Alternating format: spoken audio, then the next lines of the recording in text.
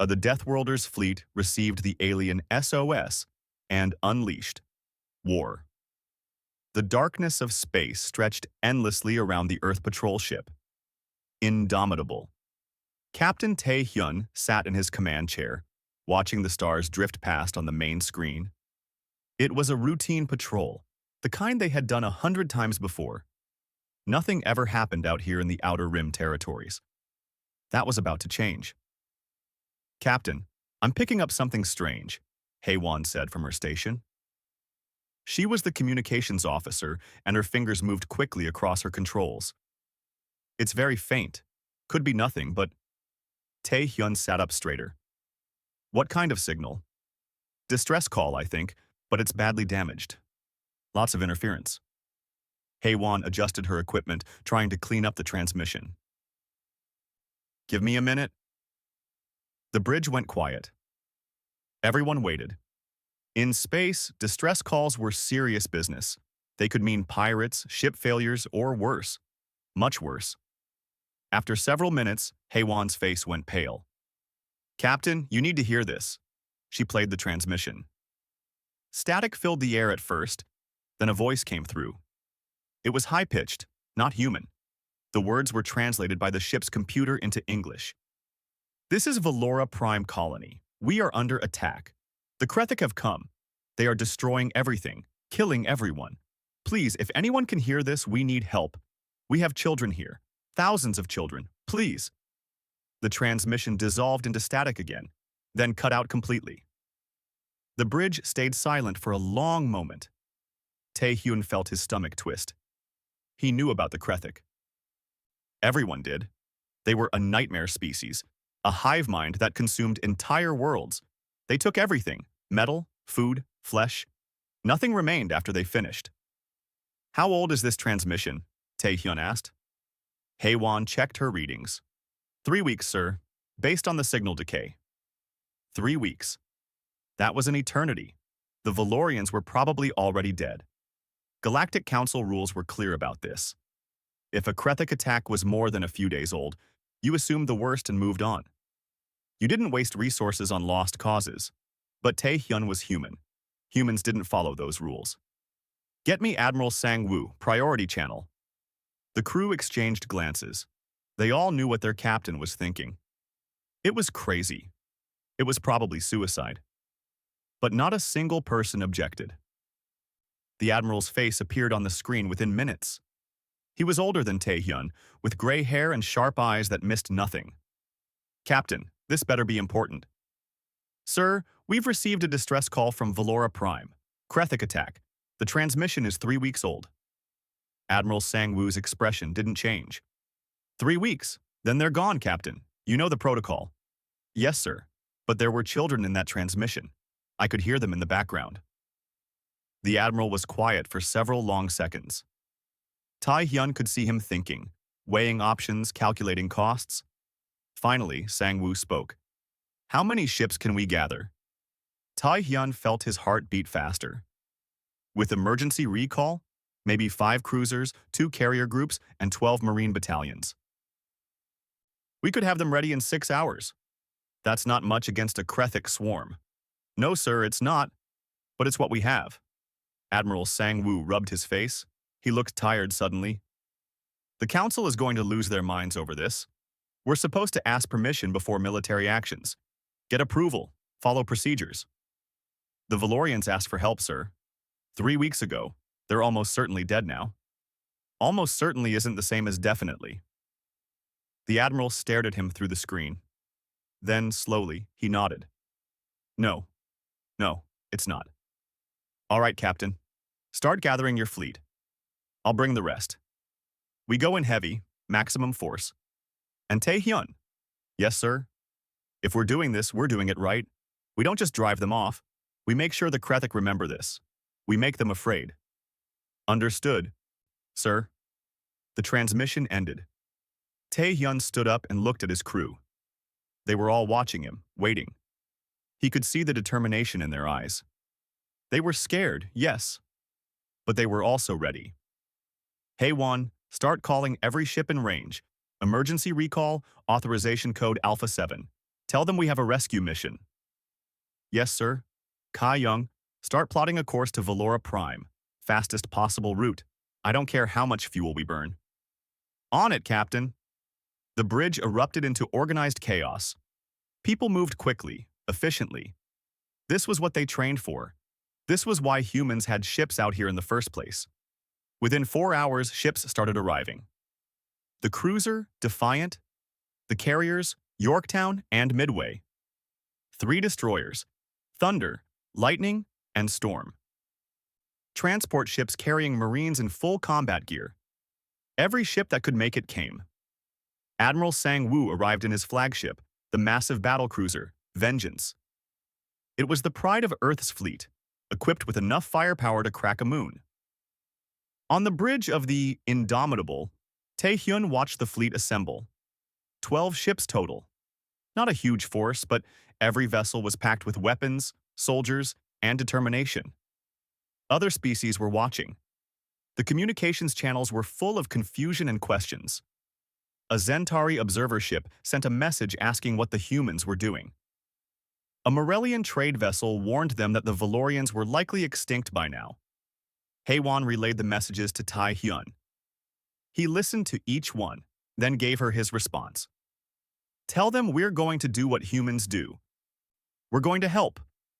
The Zentari responded with calculations. The odds of finding survivors were less than 3%. The odds of the human fleet surviving against a full Kretek swarm were even lower. Tae-hyun smiled, but it wasn't a happy smile. It was the smile of a predator about to hunt. Tell them that humans don't care about odds. Tell them we're from Earth. And on Earth, 3% is enough. The fleet formed up around the Vengeance. Admiral Sang-woo's voice came over every ship's communication system. All vessels, this is Admiral Sang-woo. 3 weeks ago, the Valorian people called for help. Nobody came. Today, that changes. We don't know what we'll find when we arrive. Probably death, probably destruction. But maybe, just maybe, we'll find people who need us. And if they're there, if even one Valorian is still alive, then this trip is worth it. Because that's what humans do. We answer the call. All ships, prepare for faster-than-light jump. We're going to war. The fleet jumped. Space twisted around them as they entered faster-than-light travel. They left behind the safety of human space and headed into the unknown. Behind them, the galaxy watched with confusion and curiosity. The humans were doing something stupid, something that made no sense. They were risking everything for aliens they barely knew, for people who were probably already dead. The galaxy didn't understand yet. But they would learn. Earth had sent its Deathworlders, and Deathworlders didn't abandon people who asked for help. The Deathworlders' fleet received the alien SOS and unleashed war. The human fleet dropped out of faster-than-light travel at the edge of the Valora system. Immediately, every sensor on every ship screamed warnings. Captain Tae-hyun stared at his tactical display and felt his blood run cold. "Mother of God!" Kai Young whispered from the tactical station. The Valora system was full of Kretek bioships. They looked like massive insects, all sharp edges and organic armor. The sensors counted them, 600 contacts, 600 ships surrounding the planet like a swarm of locusts. "Status of the planet?" Tae-hyun demanded. Kai Young worked his controls frantically. "Scanning now. Sir, I'm detecting life signs on the surface. Weak, but they're there." "How many?" "Hard to say with all this interference. Maybe 100,000. Maybe more. They're clustered in several locations. Underground, I think." Tae-hyun felt hope surge through him. They were alive. After 3 weeks, some of the Valorians were still alive. The trip hadn't been for nothing. "What's the Kretek doing?" Admiral Sang-woo's voice came over the command channel. "They're glassing the planet, sir," Kai Young reported. "Systematically destroying everything on the surface. Population centers, infrastructure, everything. They're being methodical about it." Tae-hyun pulled up the visual feed. He could see the planet below, beautiful blue and green like Earth. But streaks of fire fell from orbit constantly. Kretek ships were bombarding the surface, turning cities into ash. It would have been faster to destroy everything at once, but the Krethik didn't work that way.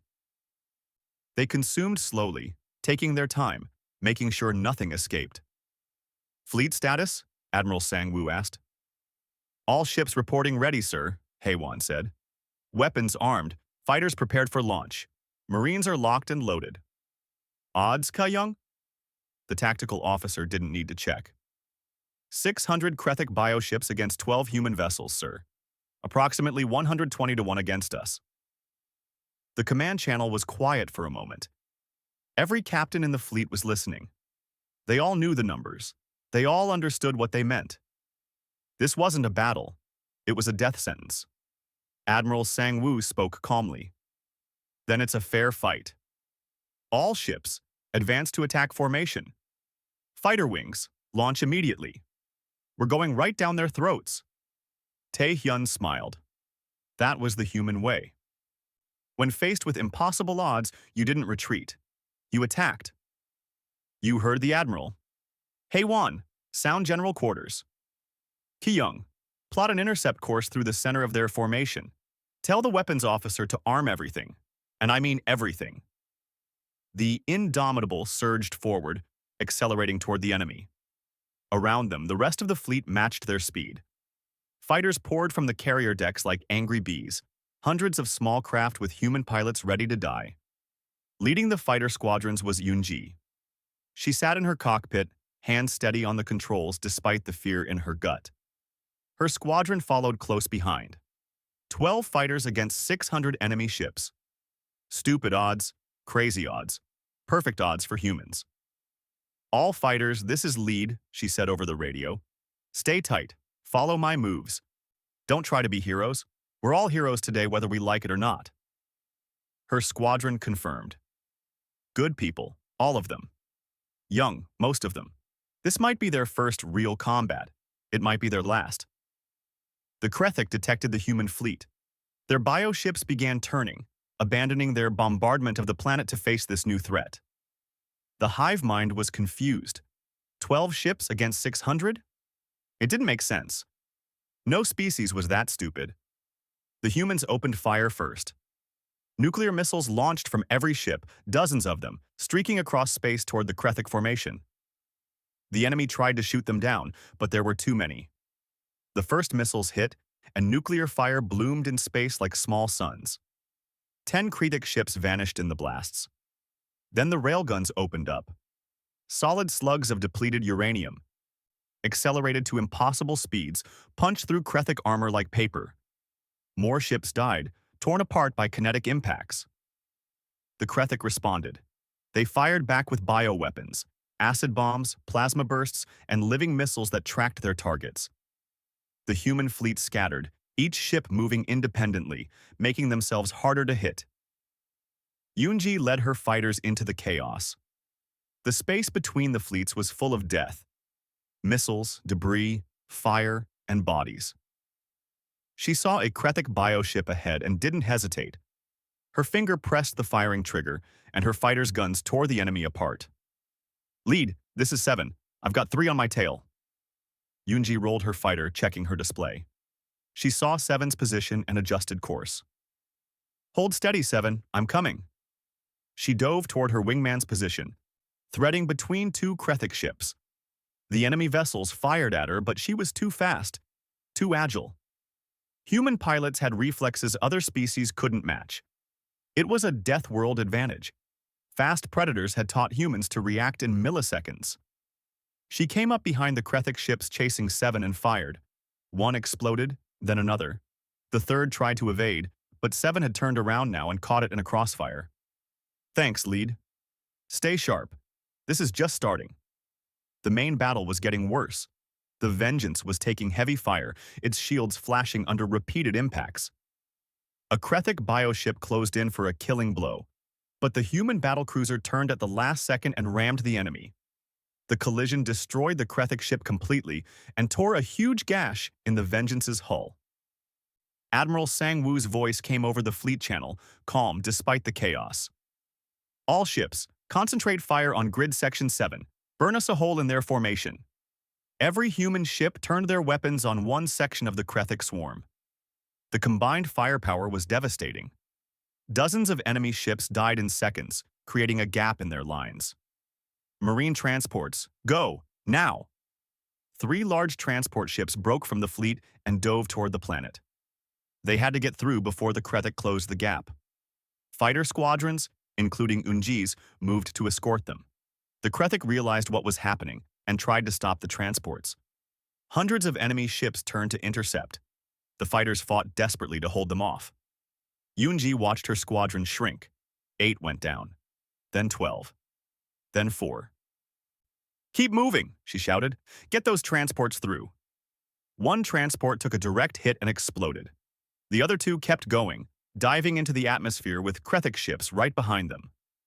On the bridge of the Indomitable, Tae-hyun watched the tactical display with clenched fists. They had been fighting for 30 minutes. 30 minutes that felt like 30 hours. The fleet had destroyed almost 100 Kretek ships, but the cost was brutal. The cruiser Thunder was gone, broken in half. The carrier Yorktown was drifting, powerless. 3 destroyers were crippled, and they were still outnumbered 5-1. But they were winning. Slowly, painfully, buying every inch with blood and metal, they were winning. "Sir, the marine transports have made it to the surface," Haiwan reported. Tae-hyun nodded. That was something. The Marines would save whoever they could. That was the mission. That was what mattered. "All ships, keep fighting. We hold this line. Nobody gets through to that planet." The battle continued. The space around Valora Prime turned into a graveyard of ships, human and Kretek alike. But the humans didn't stop. They didn't retreat. They kept pushing forward, kept firing, kept fighting. Because that's what Deathworlders did. They didn't know how to quit. The Deathworlders fleet received the alien SOS and unleashed war. The drop pods screamed through the atmosphere of Valora Prime, glowing red from the heat. Inside one of them, Marine Commander Jiwoo checked his rifle for the 3rd time. Around him, his squad sat strapped into their seats, silent and focused. Dropping through an active space battle was insane. Debris filled the orbital space, explosions happened randomly, and any piece of shrapnel could tear a pod apart. Standard military doctrine said you never inserted ground forces during a fleet engagement. But humans didn't follow standard military doctrine. 60 seconds to impact, the pod's computer announced. Jiwoo looked at his squad. They were young, most of them. This was their first real combat drop. They were scared. He could see it in their eyes. But they were also ready. Fear didn't stop humans. It made them sharper. "Listen up," he said, his voice cutting through the noise of re-entry. "The Valorians down there have been fighting for 3 weeks. They're tired, they're scared, and they've probably given up hope. We're going to change that. We're going to show them what humans do. We save people, no matter what." "Got it?" "Sir, yes, sir," the squad shouted back. The pod slammed into the ground. The impact harness crushed against Jiwoo's chest, but he barely felt it. The explosive bolts fired, and the pod doors blew off. Light and smoke poured in. "Move! Move! Move!" The Marines poured out of the pod. Jiwoo's boots hit dirt, and he immediately took in the situation. They had landed in what used to be a city. Now it was ruins. Buildings were collapsed, streets were cratered, fires burned everywhere. And the Kretek were here. Massive insect-like creatures, each one the size of a car, were advancing toward a large bunker entrance about 200 meters away. The bunker doors were heavy metal, but the Kretek were cutting through them with acid and claws. "Contact front, multiple hostiles," someone shouted. Jiwoo raised his rifle. "Engage!" The Marines opened fire. Their weapons barked, sending bullets downrange. The Kretek turned toward this new threat, screeching in rage. Some fell, torn apart by the concentrated fire. Others charged. Combat engineer Soo-jin dropped to one knee and pulled out a demolition charge. She armed it in 3 seconds and threw it toward a group of Kretek. The explosion sent body parts flying. "Nice throw!" someone shouted. "Save the compliments," Soo-jin yelled back. "We've got more incoming." She was right.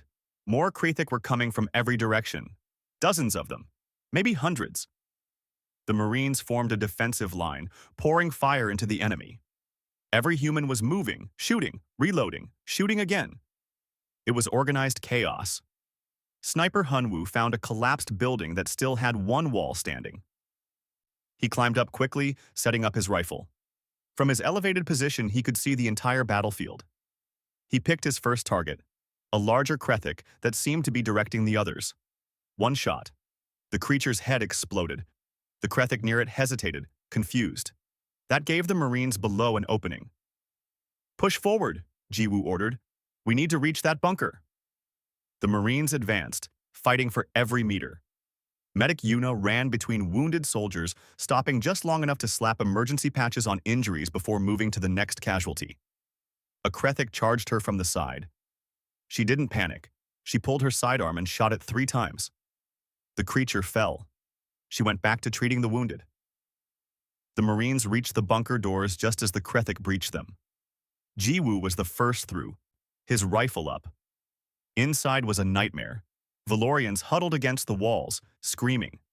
Krethik pouring through the broken doors. Chaos and death. "Clear them out," Jiwoo shouted. His squad poured in behind him. The fighting inside was brutal and close. No room for fancy tactics. Just shooting, stabbing, and desperate survival. A Krethik came at Jiwoo from above, dropping from the ceiling. He rolled, came up, and emptied his magazine into it. The creature fell dead at his feet. After what felt like hours but was probably only minutes, the bunker was clear. The last Krethik died to a burst from Sujin's rifle. The silence that followed was broken only by heavy breathing and the moans of the wounded. Jiwoo looked around. The bunker was packed with Valorians, thousands of them. Men, women, children. They stared at the humans with wide eyes, not quite believing what they were seeing. An elderly Valorian approached Jiwoo slowly. The alien was tall and thin, with gray fur and large eyes. He spoke in the Valorian language, which Jiwoo's translator picked up. "Are you real, or are we dead and dreaming?" Jiwoo pulled off his helmet. He was sweating, covered in dirt and blood. He smiled, trying to look reassuring despite everything. "We're real. We're humans. We got your distress call. That was 3 weeks ago. We thought no one was coming. We came as fast as we could." The old Valorian's legs seemed to give out. He sat down hard, and tears ran down his face. Around the bunker, other Valorians started crying too. Not sad crying. Relief, hope. The kind of crying that comes when you thought you were going to die, and suddenly you're not. Yuna moved through the bunker, checking the Valorians for injuries. Many were hurt, malnourished, sick. She worked quickly, efficiently. A Valorian child, no more than 5 in human years, approached her. The child was holding a small stuffed toy and staring up at Yuna with curious eyes. Yuna smiled and knelt down. "Hey there, little one. Are you okay?" The child didn't answer, just kept staring. Then, slowly, reached out and touched Yuna's face. The human medic stayed still, letting the child explore. After a moment, the child smiled. Outside, the battle was far from over. Hyunwoo, still in his sniper position, watched the surrounding area. He counted at least 50 more Krethik approaching from the east.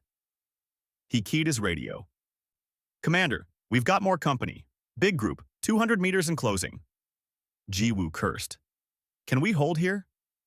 "Not for long. There are too many of them." Jiwoo thought fast. They had the bunker, but it wasn't secure. The doors were breached. The Krethik would pour in again, and this time they might not be able to stop them. "Sujin, can you collapse the access tunnels?" The engineer checked her demo charges. "Yes, sir, but we'll trap ourselves inside." "Do it. We'll dig out later. Right now we need to keep these people safe." Sujin didn't argue. She took her remaining explosives and ran toward the tunnel entrances. She placed charges carefully, exactly where they needed to be. Hyunwoo covered her from his position, shooting any Krethik that got too close. "Charges set. Everyone get clear." The Marines pulled back into the main bunker chamber. Sujin hit the detonator. The explosions were muffled but powerful. The tunnels collapsed, sealing off the entrances. Dust and debris filled the air. When it cleared, they were sealed in. Safe, but trapped. Ji Woo looked around at his Marines. They were exhausted, low on ammunition, and cut off from support. They were trapped in a bunker with thousands of civilians on a planet full of enemies. And every single one of them was smiling, because they had done it. They had saved these people. The Valorians were alive. That was all that mattered. Above them, the space battle continued to rage. The fleet was buying them time with blood and steel. Down here, the Marines would hold this bunker. They would protect these civilians. Because that's what humans did. They answered distress calls, they saved people, and they never, ever gave up. Jiwoo sat down against a wall, reloading his rifle. A Valorian child approached him shyly. The child didn't speak, just sat down next to him. After a moment, Jiwoo put his arm around the small alien. "We've got you," he said softly. "You're safe now." The Deathworlders fleet received the alien SOS and unleashed war. The battle entered its second day. On the bridge of the Indomitable, Captain Taehyun hadn't slept. None of them had. The crew moved like zombies, running on coffee, stimulants, and pure willpower. Medical Officer Mi Young made her rounds through the ship, checking on crew members. She was exhausted too, but her training kept her moving. What she noticed was strange. Other species in the Galactic Council needed long recovery periods after combat. The adrenaline crash would leave them unable to function for hours, sometimes days. But humans were different. Yes, they were tired. Yes, they were running on fumes. But they kept going. It was a Death World adaptation. On Earth, predators didn't give you a break. Disasters didn't wait for you to recover. You either kept moving or you died. So humans evolved to keep moving. Mi Young reported her findings to Tai Hyun. "Captain, the crew is exhausted, but they're still combat effective. I don't know how much longer we can maintain this, but for now, we're holding." "Good, because we're not done yet." On the tactical display, Ki Young tracked the enemy movements. The Krethic had adapted to human tactics. They had reformed into tighter defensive groups. They were being more cautious now, less aggressive.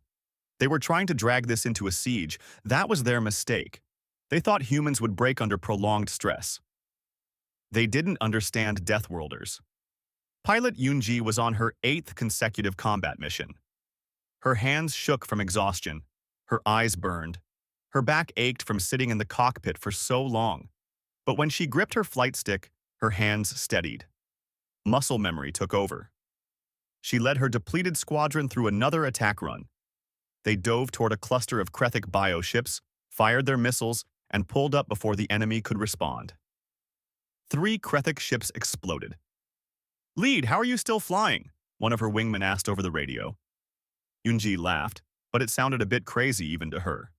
"Spite, mostly, and coffee. Lots of coffee." Down on the planet, the Marines had been fighting for 20 hours straight.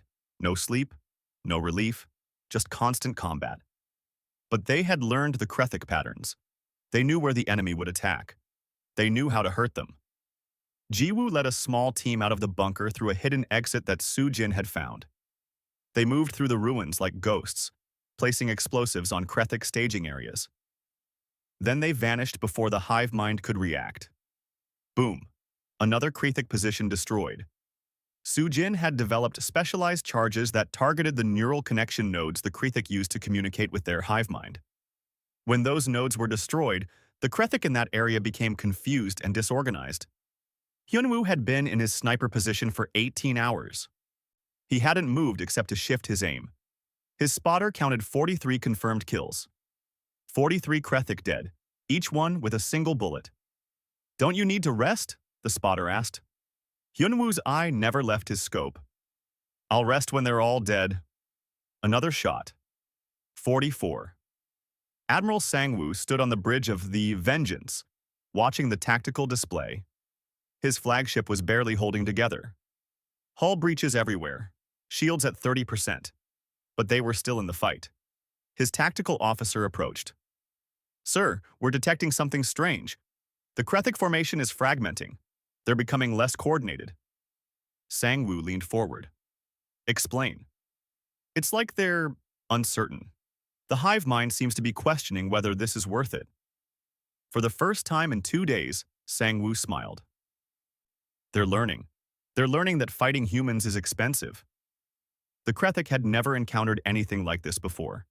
Every species they had fought either surrendered quickly or was overwhelmed by the swarm's numbers.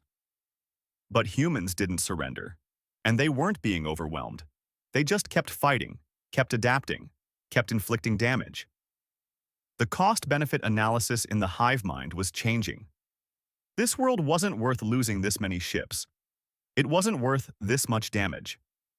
On the Indomitable, Haewon picked up strange signals from the Krethek fleet. Captain, I'm detecting withdrawal preparations. They're pulling their ground forces back. Tae-hyun's eyes narrowed. How many ships are they pulling back? All of them, sir. They're retreating. For a moment, the bridge was silent. Then Ki-young spoke. Sir, we did it. We actually did it. But Tae-hyun wasn't celebrating. His jaw was set hard. Haewon, get me Admiral Sang-woo. The Admiral's face appeared on screen. He looked like he had aged 10 years in 2 days. Captain? Sir, the Krethek are withdrawing. Request permission to pursue. Granted. No ship leaves this system, not one. The order went out to the fleet. What remained of it anyway. The human ships, battered and broken, turned toward the fleeing Krethek. This wasn't about driving them off anymore. This was about sending a message. Yoonji's squadron chased down fleeing bioships. This is lead. Target the engines. Cripple them. Don't let them escape. The fighters poured fire into the retreating Krethek. Ships that had been bombing the planet hours ago were now trying desperately to run. But humans were faster. The Vengeance fired its main cannons, each shot taking down a Krethek vessel. Sang-woo stood in the center of his bridge, directing the hunt. He looked calm, but inside, he was furious. These creatures had tried to exterminate an entire species. They had killed thousands. They didn't get to just leave. On the planet, Ji-woo watched through his binoculars as the Krethek ground forces tried to evacuate. They were loading onto transport ships, desperate to escape. Light them up, he ordered. The Marines opened fire. Explosions ripped through the Krethek positions. Sujin's demolition charges took out entire landing zones.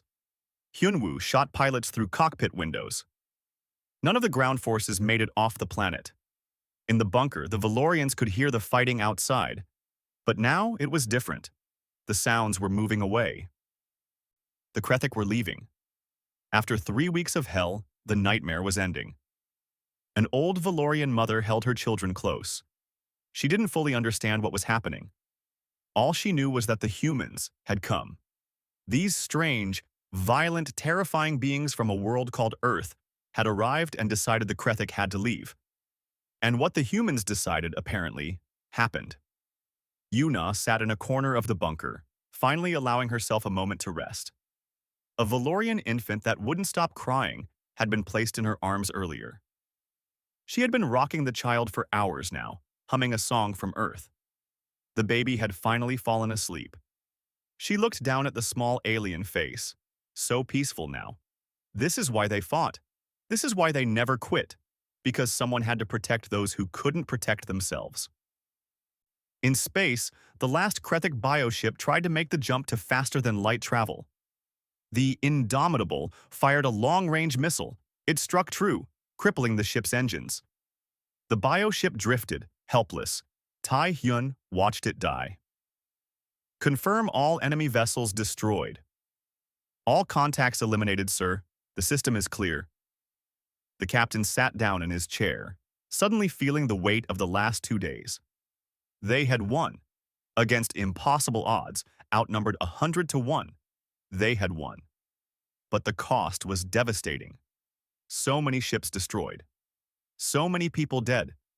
The fleet would need months to recover.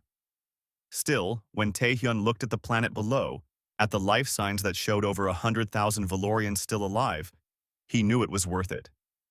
Every drop of blood, every broken ship, every life lost, it was worth it. The Deathworlders fleet received the alien SOS and unleashed war. The silence after the battle was strange. For 2 days, the space around Valora Prime had been filled with explosions, weapons fire, and death. Now there was only quiet, the kind of quiet that comes after a storm. Captain Tae-hyun stood on the bridge of the Indomitable, staring at the numbers on his screen. The casualty reports were coming in. 1,847 wounded, 322 dead, 2 cruisers completely destroyed. Every remaining ship damaged to some degree. The price had been high. Too high, some would say.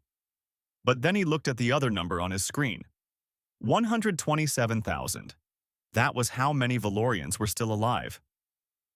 127,000 people who would have been dead if the humans hadn't come. Haewon approached his chair quietly. Captain, we're receiving transmissions from across the sector. The Galactic Council wants answers. They're demanding to know why we took unauthorized military action. Tae-hyun almost laughed. The Council wanted explanations. Of course they did. Humans had broken their precious protocols. They had acted without permission. They had done something that made no sense by Council standards. Tell them we'll file a report when we're ready. Right now, we have more important work. Down on the planet, the Marines were finally able to dig out of the bunker. When the doors opened and sunlight poured in, the Valorians blinked like they were seeing it for the first time.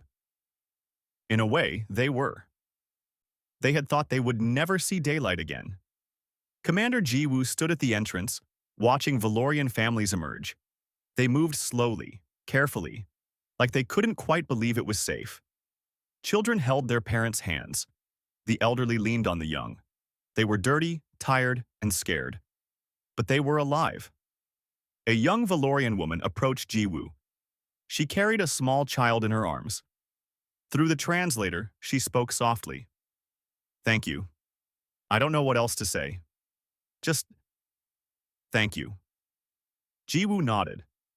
He wanted to say it was nothing, that they were just doing their job, but his throat was tight and he couldn't speak. So he just smiled and touched the child's head gently. The little one looked up at him with wide eyes, then smiled back. Soo-jin was already working with Valorian engineers, teaching them how to set up defensive positions. If the Krethek ever came back, the Valorians would be ready. They wouldn't be helpless victims anymore. You put the mines here, she explained, pointing at a map. And the defensive walls here. Create overlapping fields of fire. Make them pay for every meter. The Valorian engineers listened carefully, taking notes.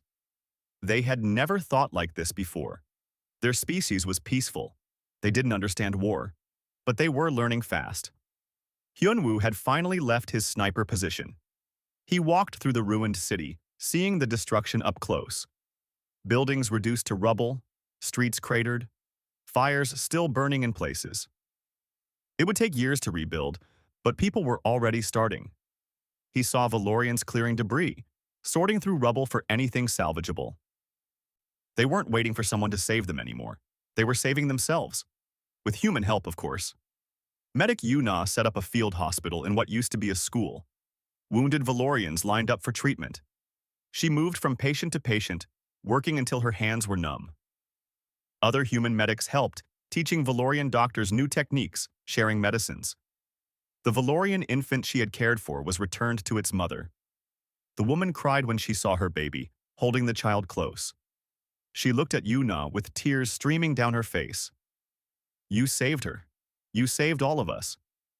Yuna shook her head. We just answered your call. In orbit, Admiral Sang-woo inspected the damage to his fleet. It was worse than he had thought. The Vengeance needed major repairs. The carriers would be in dock for months. Several ships would never fly again, but they had won. Against all odds, against superior numbers, they had won. A private transmission came through from Earth Command. Sang-woo opened it, expecting orders to return immediately, maybe even disciplinary action for the unauthorized mission. Instead, it was a single sentence from the fleet admiral. Well done.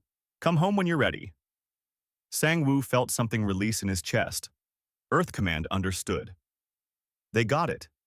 Sometimes you had to break the rules to do what was right. On the surface, the Valorian Council leader approached Admiral Sang-woo during his inspection of the ground forces. She was elderly, her gray fur showing her age. She moved with dignity despite everything her people had endured. Through the translator, she asked the question that had been bothering her since the humans arrived. Why did you come? Your people barely know us. You risked everything. Many of your soldiers died. For what? For aliens you had never met? Sang-woo looked at the planet around them. At the Valorians rebuilding. At the children playing in the streets despite the ruins. At the hope returning to faces that had known only despair. On Earth we have a saying, he said. Not on our watch. It means that if we can stop something terrible from happening, we have to try, even if it's hard, even if it costs us. Because if we don't, then what are we? What's the point of having power if we don't use it to help others? The Valorian leader was quiet for a long moment. Then she did something unexpected. She knelt down, placing her hand on the ground in a traditional Valorian gesture of deepest gratitude. You have given us more than our lives. You have given us hope. We will never forget this. Our children will learn about Earth, about humans, about the Deathworlders who came when no one else would. Sang-woo helped her to her feet. No need to kneel. We just did what anyone should do. But no one else did. Only you. The human fleet prepared to leave over the next several days. Before they left, they shared everything they could with the Valorians. Defensive technology, medical knowledge, tactical training. The Valorians would never be helpless again. On the day of departure, thousands of Valorians gathered to watch the human ships leave. They brought their children, wanting them to see, wanting them to remember. Captain Tae-hyun stood on his bridge, looking down at the crowd through the view screen. Hae-won stood next to him, also watching. Do you think we made a difference? She asked quietly. Tae-hyun pointed at the screen, at the children waving up at them, at the families standing together, at the city already beginning to rebuild. Yeah, I think we did. The fleet lifted off, rising into orbit. The Valorians watched until the ships were just specks in the sky, then gone completely. Within weeks, the story spread across the galaxy. The report from Valora Prime traveled through every council channel. The images were impossible to ignore. Humans fighting against odds that should have destroyed them, refusing to retreat, refusing to abandon civilians, winning when they should have lost. The Krethic hive mind received the data. They analyzed it, calculated, reached a conclusion. Earth and its colonies were too dangerous to attack. The cost was too high. The humans were to be avoided. Other species began to understand what the galaxy had gained when Earth joined the Council. Not just another member world, not just another fleet, but something different, something dangerous. Deathworlders. 3 months after Valora Prime, another distress call echoed through space. This time from a mining colony under pirate attack. The colony had sent the message to the Council, asking for help. Before the Council could respond, before they could debate and discuss and vote on action, 6 human ships had already changed course. They didn't ask permission. They didn't wait for approval. Someone had called for help. That was enough. The galaxy was learning a new rule. If you were in trouble, call the humans. They would come. It didn't matter if it was dangerous. It didn't matter if the odds were bad. It didn't matter if you were strangers. Humans answered distress calls. Always. Because that's what Deathworlders did. They protected those who couldn't protect themselves. They fought when others ran. They saved people, even at terrible cost. Earth had entered the galactic stage, and the galaxy would never be the same. On Valora Prime, children learned a new saying, taught to them by their parents who had survived. When things seemed impossible, when hope seemed lost, they would remember, the humans will come. And somewhere in space, traveling between stars, human crews listened to their radios, waiting for the next call, the next person who needed help, because Earth didn't lose. And Earth never abandoned those who asked for help, not on their watch.